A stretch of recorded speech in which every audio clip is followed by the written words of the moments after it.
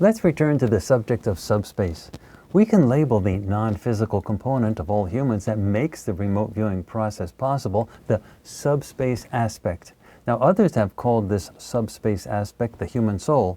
However, I do not typically use this term in the context of remote viewing due to the multiplicity of meanings which it conveys, depending on who is speaking and who is listening.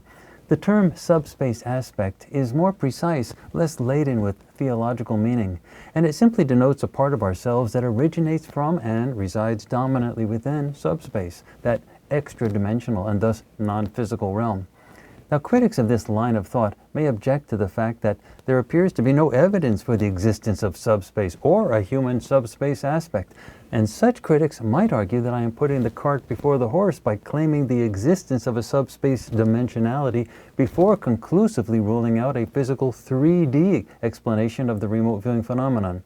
Now, I'm not going to dismiss such criticism entirely, since I do accept the possibility that someone may discover such a physical explanation for psychic functioning, but I personally consider this possibility remote, and in order to flesh out a more complete alternative hypothesis that explains the remote viewing experiences that both I and others have had, it is necessary to use appropriate terminology that allows for an accurate portrayal of the relevant ideas.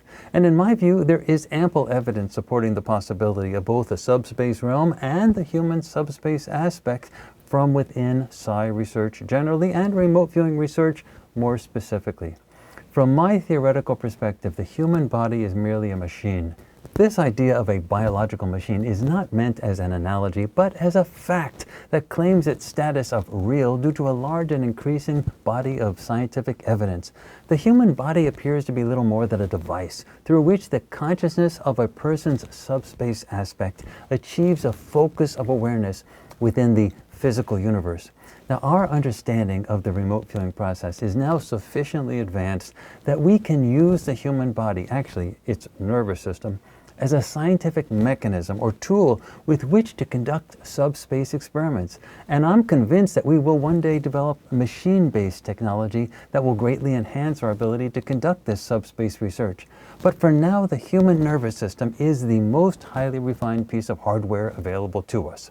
And our understanding of how to use this biological technology within scientific settings has developed to the point that we can conduct experiments with greater precision than ever before.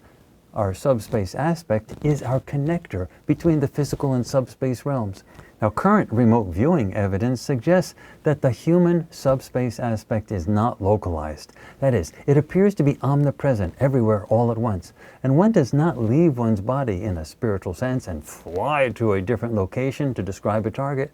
Rather, with remote viewing, one shifts one's attention to one location or another, just as a person would look with the eyes from one corner of a room to another without having to move one's physical body.